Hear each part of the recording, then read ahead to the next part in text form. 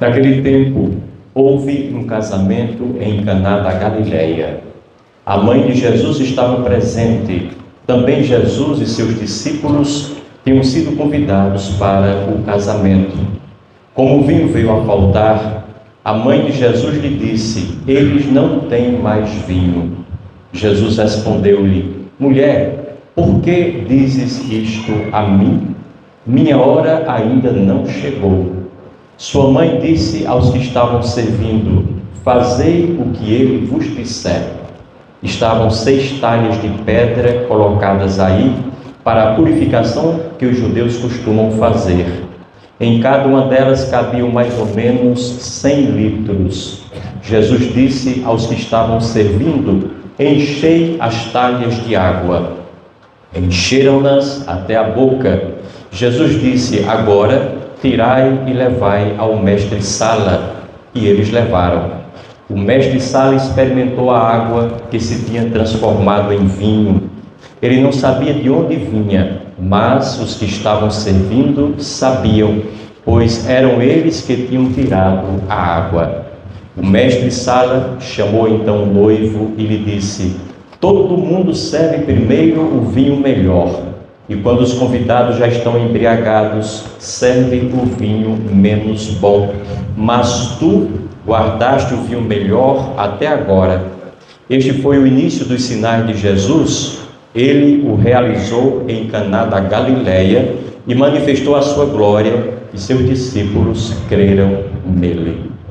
Palavra da salvação.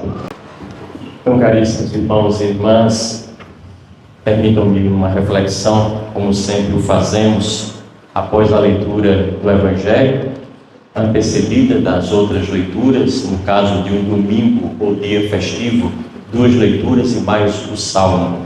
Eu fiz a opção sempre de centrar a minha reflexão na leitura do Evangelho, porque o Evangelho é o cume, o ápice de tudo mais que acontece na missa. Tudo vai em direção ao Evangelho. E quando nós tomamos a reflexão, dividindo-a com a primeira, a segunda leitura, às vezes o Salmo e mais o Evangelho, não há tempo hábil para a gente confeccionar uma mensagem que seja palpável para vocês, que concretamente se possa levar daqui, porque corremos o risco de nos perder em tantas leituras que falam de temas tão distintos. Por isso, pessoalmente, opto pelo Evangelho. Não que as outras leituras não sejam importantes, mas na hierarquia valorativa o Evangelho é sempre mais. E vale a pena a gente se deter um pouco no tempo que nos cabe dentro da liturgia da missa. O Evangelho de hoje nos fala sobre o primeiro milagre, por assim dizer, de Jesus Cristo. É o milagre em Caná da Galileia, onde ele transforma água em vinho abundantemente. Mas esse milagre é cheio de detalhes, porque acontece dentro de uma festa de bodas, de uma festa de casamento. E essa festa é uma festa ímpar. Ela traz algumas coisas que curiosamente nos chamam a atenção. E são exatamente essas coisas que nós devemos utilizar para tirar as mensagens do texto para nós. Primeiro, o texto começa dizendo: houve um casamento em Caná da Galileia e a mãe de Jesus estava lá presente. A primeira condição para a gente viver a vida e vivê-la bem é estar presente no presente. Em todos os acontecimentos, em todas as ocorrências, em todas as coisas que pedem a nossa presença. Se formos, se decidirmos ir, estejamos presentes por inteiro, não pela metade, não parcialmente, não envolvidos com o corpo e dispersos na mente, na alma, na atenção da gente. A pior coisa do mundo que faz com que a gente perca tempo é estar não estando, é não estando achar que está. Ou nós fazemos as coisas totalmente envolvidos nas coisas que decidimos fazer, pelas quais nós optamos e escolhemos, ou nada feito. ficaremos sempre pela metade ou menos disso em todas as coisas. Isso não colabora, isso não enriquece, isso não engrandece, isso não permite ninguém evoluir. Não vamos sair do canto, achando que estamos fazendo coisas ao mesmo tempo e aí acabamos por não fazer absolutamente nada que preste. A mãe de Jesus estava presente. Essa palavra para nós é uma palavra muito importante. O fato é que raramente nós estamos presentes no presente. Dizem as estatísticas que as pessoas estão 60% no passado, 30% no futuro. E alguém pode dizer, então sobraram 10% para que nós fiquemos no presente. Engano nosso, porque os 10% a gente está em viagem, do passado para o futuro, do futuro para o passado. A gente está no meio da estrada, não está no presente. Qual é o tempo que nós vamos tirar para viver no tempo em que nós estamos? E esse é um questionamento muito oportuno. Lembro-me que essa pedagogia que Jesus Cristo utiliza e que Maria absorve por completo, estando totalmente ali, nos remete a muitos exemplos concretos da nossa vida. Isso me faz recordar uma pessoa que estava viajando, morou por algum tempo num país oriental, na Coreia do Sul, e lá um dia foi convidado para ir à casa de um amigo, um colega de trabalho, um engenheiro, e ele foi. E naquela casa ele conviveu, almoçou e passou a boa parte do dia com aquela família nativa. Na hora do almoço, deram-lhe uma taça de cristal, um cristal muitíssimo valioso e raro, e ali colocaram vinho para ele. Ele percebeu que essa taça era diferente das outras, dos demais convidados e presentes. Uma taça muito bonita, requintada. E quando ele estava na metade do vinho, o dono da casa disse, essa taça tem 300 anos. E ele ficou com medo de usar aquela taça e quebrá-la, colocou ali do lado, e fazia de conta que bebia o vinho, mas não estava bebendo mais, porque essa taça é muito valiosa. Lá pelas tantas ele perguntou, e por que uma taça tão fina, tão delicada, de um cristal que basta um descuido qualquer e ele quebra, se parte todo, como é que uma taça dessa dura 300 anos, sendo utilizada? E a dona da casa, como a palavra diz, é porque aqui, quando nós lavamos a louça, nós lavamos a louça. Nós estamos totalmente empenhados em lavar a louça. Ninguém está pensando em fazer outra coisa. Ninguém está com a cabeça fora do lugar e daquele momento. Estamos totalmente envolvidos naquele ato. O grande problema da vida da gente é que a gente parte tudo, quebra tudo e também se parte e se quebra com facilidade, é porque nós estamos no mundo da lua. Nunca estamos presentes onde o nosso corpo está residualmente presente. Aliás, com o ser humano acontece essa quebra da lei básica da física, que é um corpo não pode ocupar 2 lugares ao mesmo tempo, e nós ocupamos 2, 3, 4, 5, 6. Quantos a gente puder criar e levar para lá um pedaço da atenção da gente. Quase nunca estamos onde o nosso corpo está. Então o desafio de estar presente é reunir todas as nossas dimensões onde o nosso corpo está presente. Trazer tudo para ele. Quando ele sair daí, levantar-se e alçar voo para outro lugar, então vamos reunindo tudo aquilo que somos nós para aquele outro lugar onde o corpo vai estar, ou já está em processo, em caminhada. É um detalhe importante que não pode passar despercebido por nós. A mãe de Jesus disse, eles não têm mais vinho. Porque ela estava presente, ela percebeu que estava faltando vinho. Daqui a pouco faltava. O vinho era o carro-chefe das festas. Aliás, a cultura do vinho nós não temos aqui. Hoje, no Brasil, já se toma mais vinho do que há 20 anos atrás, é verdade. Mesmo no Nordeste, no clima quente. Entretanto, não chegamos nem aos pés daquilo que culturalmente significa o vinho na mesa dos outros países. Em países mais frios, sobretudo na Europa, quando a gente chega numa casa, quando vai almoçar ou petiscar qualquer coisa, a primeira coisa que a gente vê na mesa é um cesto de pão e vinho. Não falta vinho em nenhuma mesa, independentemente da condição financeira das pessoas. O vinho pode ser um pouco mais fraco, pode não ser tão bom, mas sempre é um bom vinho, mediante a condição das pessoas. O vinho está sempre ali. Nas festas, aí sim, o vinho é abundante. Ele é o carro-chefe. É o vinho quem dá alegria. Acabou o vinho, acabou a festa. Acabou a festa. Maria percebe que eles não tinham mais vinho. Ou seja, ela, por estar presente totalmente, ela se torna sensível para perceber as necessidades dos donos da casa e do dono da festa, que é um noivo. Ela não está ali para perceber as necessidades, para curiar o que está se passando na casa e depois falar ou criar fofoca ou coisa que o valha.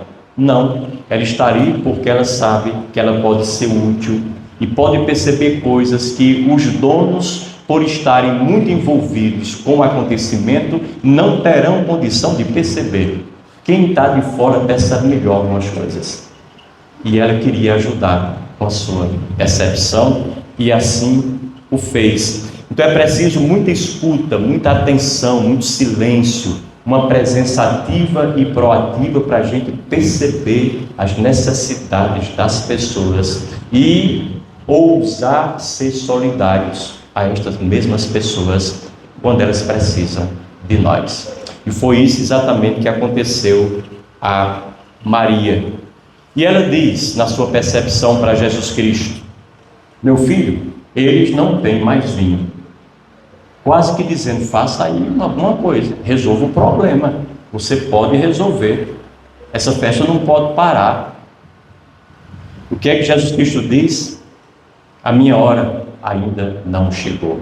Ele não diz minha mãe, mamãe, mulher, a minha hora ainda não chegou. Ele toma distância de Maria nesse exato momento da resposta que dá para ela.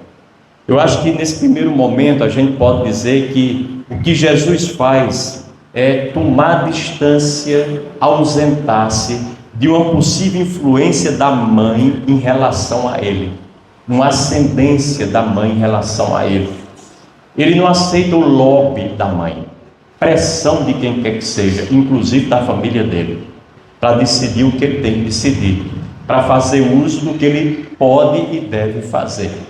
Ele não aceita, porque ele não veio para atender a sua família, e sim para atender a Deus e as necessidades do povo de Deus.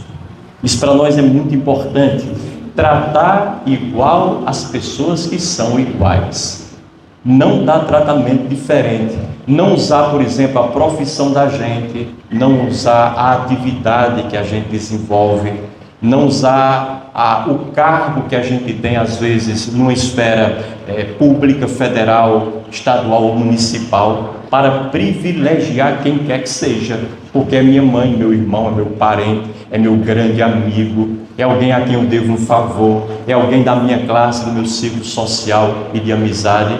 Se fizermos isso, alguma coisa não está funcionando bem na relação que nós mantemos com o nosso trabalho.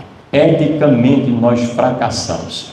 E uma pessoa que fracassa nisso uma vez, tem tudo para fracassar a segunda vez, a terceira, e fazer daquele fracasso, ou seja, daquela fraqueza, daquele mau hábito, uma coisa quanto mais, o que não deve acontecer. Os serviços públicos, de um modo geral, estão contagiados e contaminados disso, e nós sabemos. Quantas pessoas entram na frente da fila e passam e deixam para trás pessoas que estão há muito tempo na espera, por conta de influência de outros em relação àquele profissional ou àquele setor da vida pública e de prestação de serviços. Eu geralmente digo aos nossos irmãos padres, e faço isso com toda tranquilidade, que nós não somos padres da nossa família, para atender a nossa família. Não somos padres para atender aos nossos amigos, e nós temos muitos amigos. Não somos padres para atender os benfeitores da paróquia ou da igreja, porque dão mais dinheiro, tal. Fechemos os olhos para isso.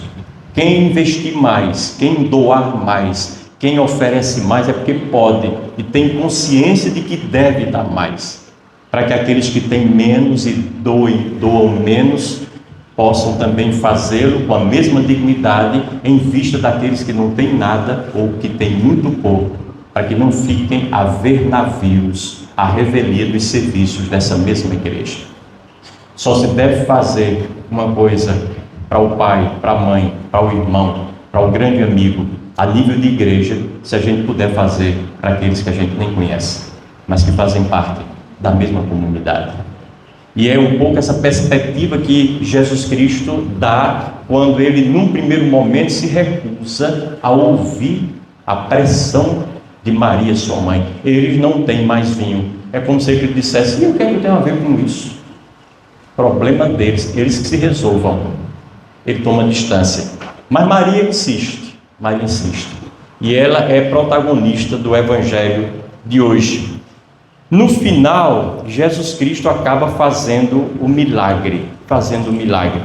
Ele contesta a mãe, mas faz diferente. Por quê? Porque ele sabe que a hora de agir é agora. Qual é a hora da gente fazer o bem, da gente ajudar as pessoas? É a hora em que as pessoas precisam da nossa ajuda. Não é antes e não é depois. Então é muito importante que a gente não perca o compasso, o ritmo, o bonde que está passando por nós, porque uma vez que passe, vai demorar para chegar outro, e o outro vai trazer outras demandas de outras pessoas, não aquelas que agora estão batendo a nossa porta efetivamente. A hora de fazer o bem é exatamente a hora que o bem exige de nós que seja feito por cada um. Então Jesus muda de opinião. E essa mudança de opinião de Jesus Cristo diz que, na verdade, durante muito tempo, na nossa situação pessoal, na minha e de vocês, o que era virtude e valor era se conservar a opinião.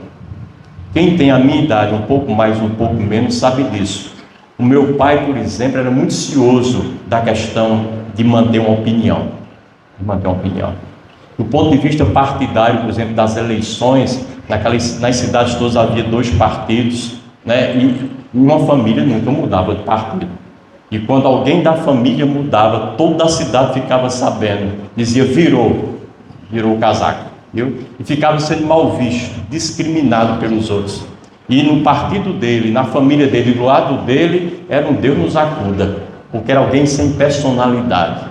A vida inteira nossa família voltou com fulano e agora isso aqui está voltando diferente. Ainda hoje há resquícios disso muito fortes no interior e cidades pequenas. E eu falo pela minha, em Jardim. Mas graças a Deus se quebrou bastante dessa realidade. Por quê? Porque o que estava por trás era a ideia de que a pessoa de valor, a pessoa de caráter, a pessoa de personalidade forte é aquela que não muda de opinião. O que ela disse há um ano atrás equivale ao que havia dito há 10 anos. E, portanto, tem que continuar equivalendo ao que ela diz hoje. Tem que ser sustentado hoje também.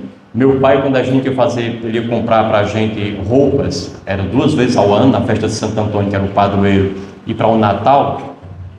E aí a gente ia na loja, eu me lembro direitinho, meu pai conversava com o dono da loja, que era muito amigo dele, e a gente olhava a roupa, experimentava ali mesmo, tem essas cabines que a gente tem hoje com facilidade, com espelho enorme, experimentava ali, olhava, então só colocava assim do lado para ver se combinava mais ou menos o tamanho. E aí, gostou? Gostei. Podemos comprar? Podemos. Pronto. Ele comprava, pagava e a gente levava para casa. Chegando em casa, aí a gente tinha espelho. Aí vestia, olhava no espelho, não gostava. Ou estava frouxa demais, ou grande demais, qualquer coisa errada, ou apertada demais. Vamos trocar. Ele disse: não, você já comprou, nós já pagamos, já deu a palavra, já é nosso. Ninguém vai fazer negócio feio, não. Você não disse que estava certo lá? Então mantenha a sua palavra. Homem que é homem faz isso. E lá vai a gente mandar a costureira dar umas ajustadas, né? Quase fazer a calça do novo, né? Mas por quê? Para manter a palavra do pai. Porque era muito importante que se mantivesse assim. Ora, O que acontece aqui é que Jesus Cristo muda de opinião rapidamente, porque hoje a virtude, na verdade, está localizada na capacidade da gente mudar quando a vida nos impõe mudança. O mérito de uma pessoa não está em manter aquilo que sempre fez, sempre disse, no qual sempre mostrou acreditar, mas em se desfazer daquilo que parecia ser definitivo, mas que agora se mostrou muito relativo. E essa noção lúcida da realidade frente às coisas como de fato elas são, é algo de fundamental importância para nós. Não tenhamos medo da contradição, de nos contradizermos nas nossas atitudes. Não temamos isso. Um grande poeta dizia: eu me contradigo porque sou vasto, só os estreitos não se contradizem, mas vão ficar estreitos o resto da vida, vão morrer estreitos, fechados na sua estreiteza. A contradição é própria de quem está buscando melhorar, evoluir, crescer, perceber coisas novas, aumentar e ampliar seus horizontes, melhorar o nível de seu conhecimento. Quem está buscando melhorar se contradiz. E quando a gente faz uma coisa diferente hoje, a gente não está negando aquelas coisas que a gente fez no passado. Não. A gente só está se recusando a ficar parado no passado, porque o passado já passou. E nós estamos exatamente agora, na atualidade. Quando eu estava fechando o meu primeiro livro de parapsicologia, para colocar na Paulus, a Paulus ia publicar, como de fato publicou, eu olhava para o livro, aí vi umas coisas, não sei, que eu vou mudar. Aí mudava. Aí a Paulus: e quando é que vai mandar o livro quanto? O material? Eu disse: espera um pouquinho que eu vou mudar uma coisa aqui. Eu percebi que pode ser diferente. No outro dia eu olhava outra coisa, aí mudava de novo. Eu digo: sabe uma coisa, se eu ficar mudando isso aqui, para adaptar o livro a cada dia, ao meu conhecimento, que naturalmente vai se dinamizando e vai crescendo, eu não vou botar esse livro nunca na gráfica, nunca. Eu vou fechar do jeito que está aqui, e depois a gente vai fazendo as melhoras, vai evoluindo. Posso fazer uma segunda edição lá na frente, já com as ressalvas todas, senão a gente não vai para frente. Então, quando a gente se contradiz, eventualmente, não é porque a gente seja fraco, ou a contradição aconteça pela contradição, é porque a gente se recusou a ficar parado naquilo que acreditava ser a verdade lá atrás. A verdade é dinâmica, ela evoluiu, e os aspectos evolutivos dela que se apresentam diante de mim agora, eu fui capaz de captar, incorporar à minha vida e ao meu trabalho. Tenhamos coragem de viver a contradição e a mudança. Ora, é muito mais fácil a gente não mudar do que a gente mudar. E vocês sabem disso. Manter-nos do jeito que nós somos, fazendo as coisinhas que nós sempre fizemos, agradando as pessoas que nós sempre agradamos, tendo os amigos e amigas que nós sempre tivemos do lado, é a coisa mais fácil do mundo. É só manter. Agora, mudar, você tem que dar santa satisfação. Você tem que responder a tanta pergunta. Tem que encarar tanta cara feia para você. Tem que desmistificar tanta mala interpretação. Mas se for necessário, mude, ouse, tenha coragem de fazer isso. Tenha coragem. A gente cresce e os próprios antagonistas à nossa mudança, que nos pressionam para que nós não as façamos, vão depois também crescer. Nos vão agradecer por isso. Aqui, há 4 coisas pelas quais eu quero passar muito rapidamente e que são detalhes curiosos desse evangelho, que podem passar despercebidos por vocês. Primeiro, o casamento em Caná acontece sem celebrante. Lá não se fala que tinha um padre, um rabino, um pastor, ninguém celebrando o casamento. Não menciona a presença de nenhum destes. Um juiz que seja, um advogado, nada. Por quê? Talvez para nos dizer que não é o padre, não é o celebrante de qualquer religião quem faz o casamento de ninguém. E às vezes a gente encontra pessoas que a gente celebrou o casamento aí no passado, Diz: padre, o senhor fez meu casamento. E eu digo: eu sou um fazedor de casamento. Eu não sabia. A gente não faz casamento de ninguém. O que é que realiza um casamento? São duas pessoas livres, desimpedidas, que responsavelmente, por um ato de amor, decidem juntar-se uma à outra e formar caminho para constituir família. Ponto final. Se isso vai ser celebrado nessa igreja ou naquela outra, se isso vai ser celebrado nesse cartório ou naquele outro, se isso vai ser celebrado no meio da mata com um pajé ou não, isso não é da nossa alçada. Isso não interfere no matrimônio. O matrimônio é fruto do protagonismo consciente, responsável, justo de duas pessoas maduras que assim decidem, livremente, desimpedidamente, sem interferência, sem pressão, sem sucumbir diante das expectativas de quem quer que seja. Aí acontece o casamento. E alguém pode dizer assim: o que Deus uniu, o homem não separe.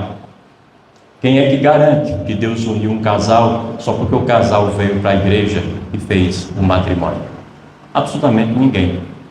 Quem é que garante que duas pessoas se casaram fora da igreja, nunca pisaram numa igreja, só porque assim o fizeram, estão fora da bênção e da união de Deus? Ninguém.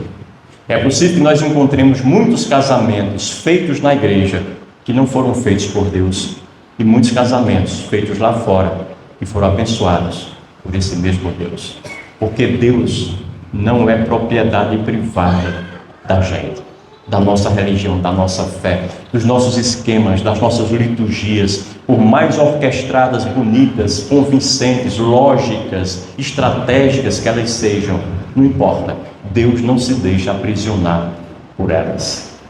O Deus que nós encontramos aqui, eventualmente, é o mesmo Deus que nós encontramos lá fora, com certeza. Em qualquer lugar, Deus está presente. E a gente não pode abrir mão dessa verdade. Senão a gente circunscreve Deus dentro de quatro paredes e acha de forma equivocada e às vezes até se inflaciona porque Deus está aqui. Deus está na nossa mão. Nós o seguramos conosco. Aí quem estiver fora, coitado, está longe de Deus. Eu tenho muito medo das chamadas bênçãos do Santíssimo. Tenho.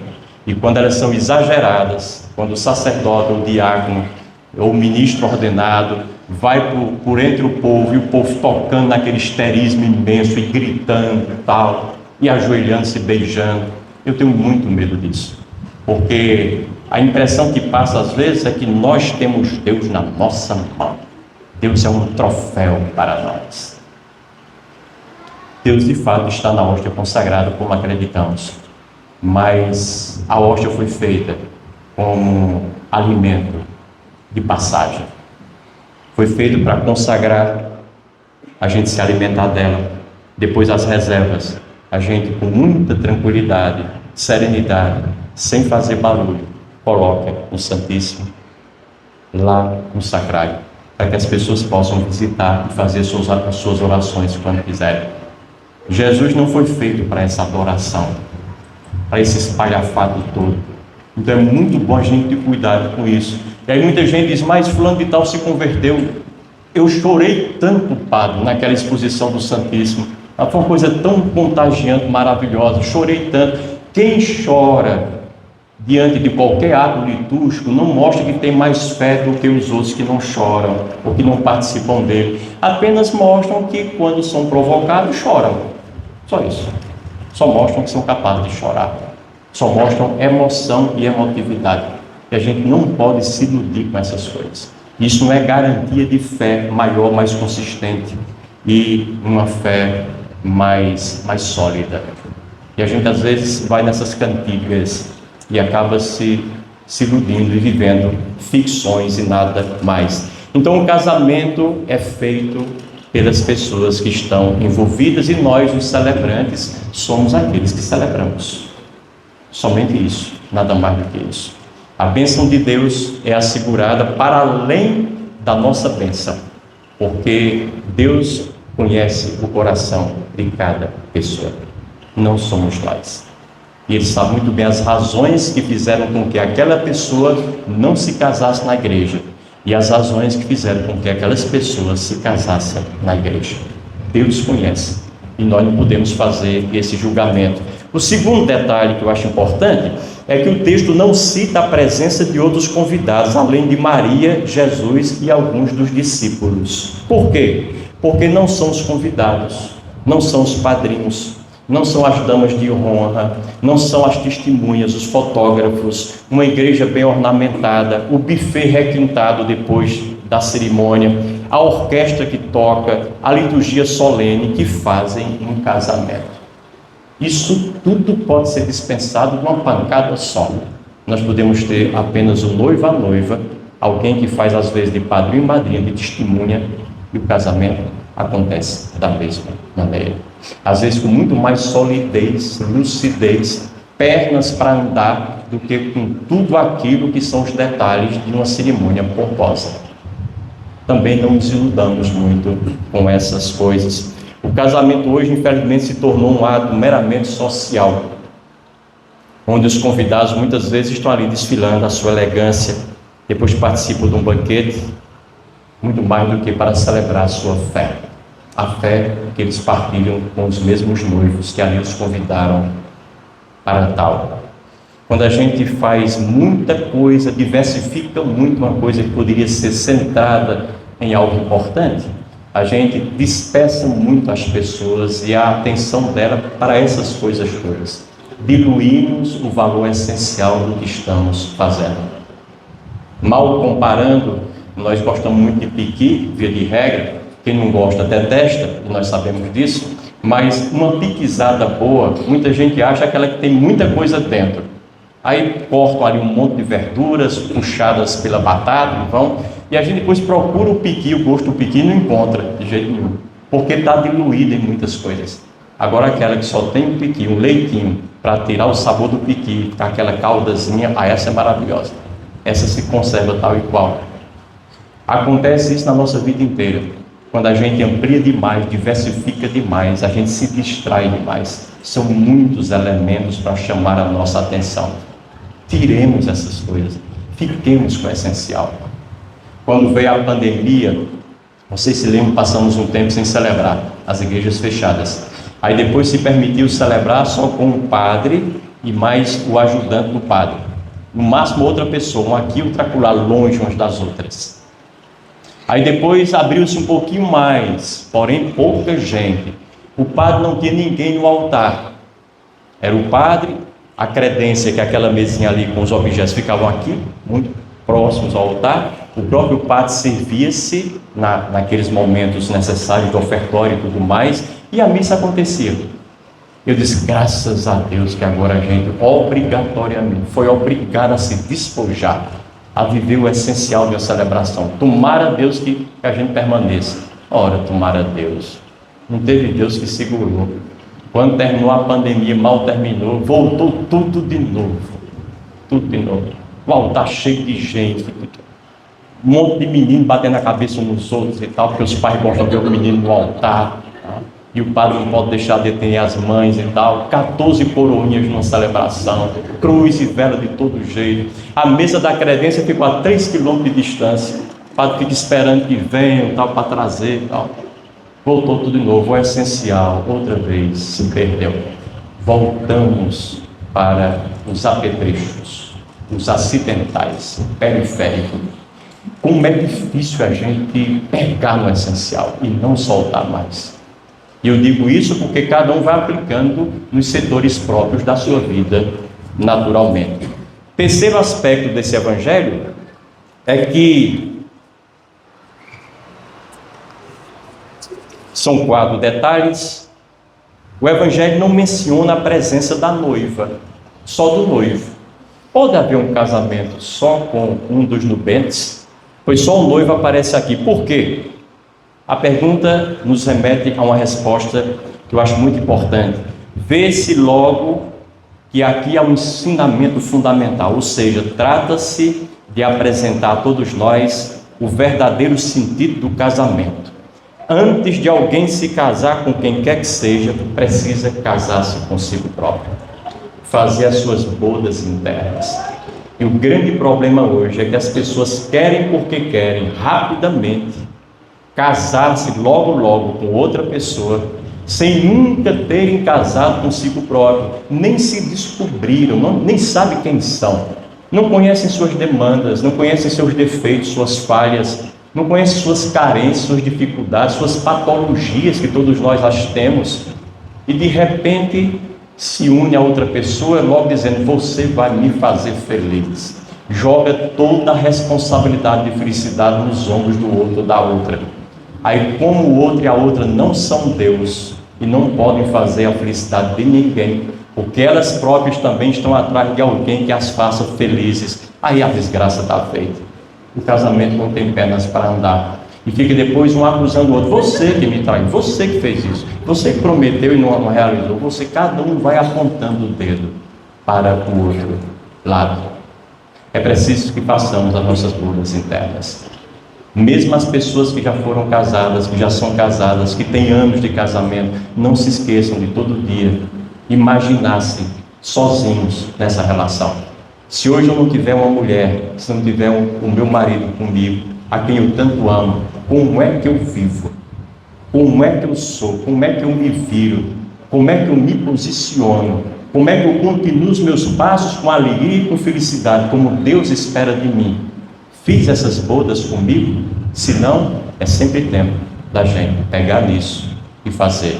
E o último detalhe do Evangelho é que ele mostra que neste casamento em Caná, para além dos donos da festa, há outras pessoas que aqui são notadas, colaborando para o sucesso da mesma, nomeadamente Jesus, Maria e os serventes, os trabalhadores, os empregados da festa. O Evangelho faz questão de dar um certo protagonismo a essas pessoas. Por quê? Porque por trás de todo empreendimento de sucesso estão os que trabalham, os que servem, os seus funcionários, os seus empregados. Aliás, o maior patrimônio de uma empresa são sempre pessoas que nela trabalham.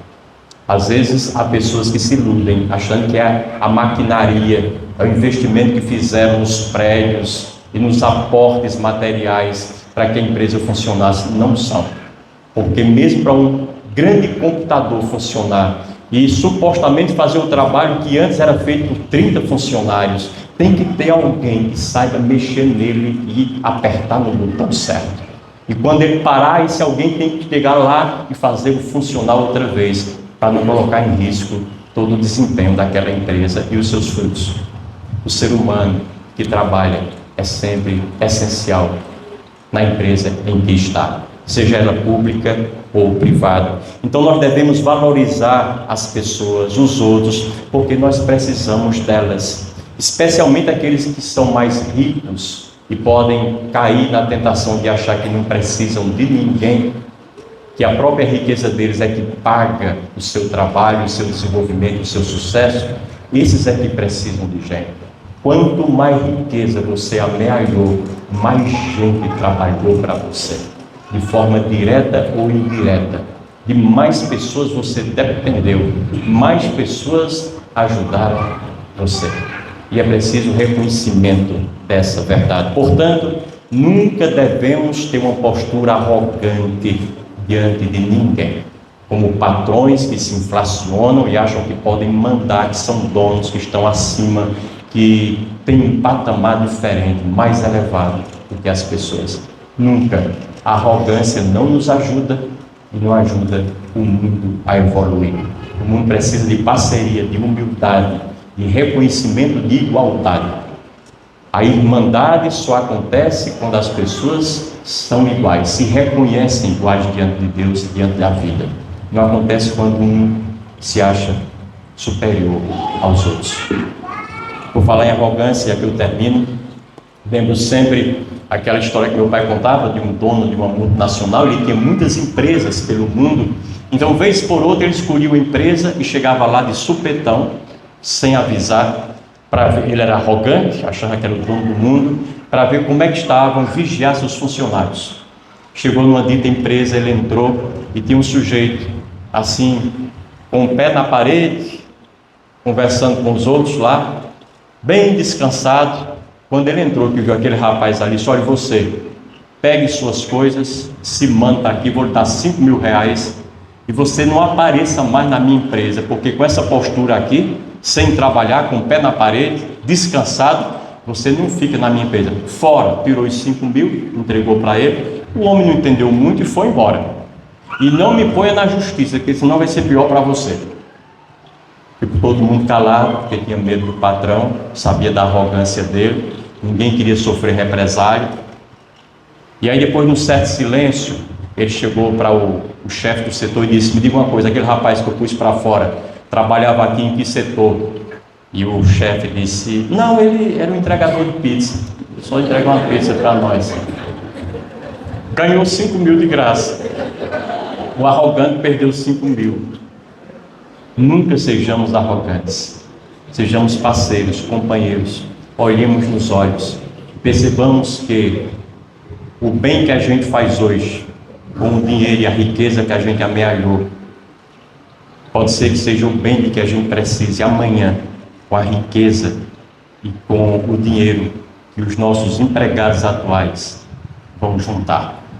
As coisas mudam, as coisas se invertem, e uma mão sempre lavando a outra, ajudando a outra, para que na dinâmica incorrigível da vida e nas mutações e as muitas nuances que a vida nos impõe, nós sempre estejamos no lugar certo, fazendo a coisa certa, recebendo os benefícios certos. Por quê? Porque antes nós beneficiamos as pessoas e o mundo que dependeram de nós. E assim, as bodas de Caná não estarão tão distantes da nossa vida. Louvado seja o nosso Senhor Jesus Cristo.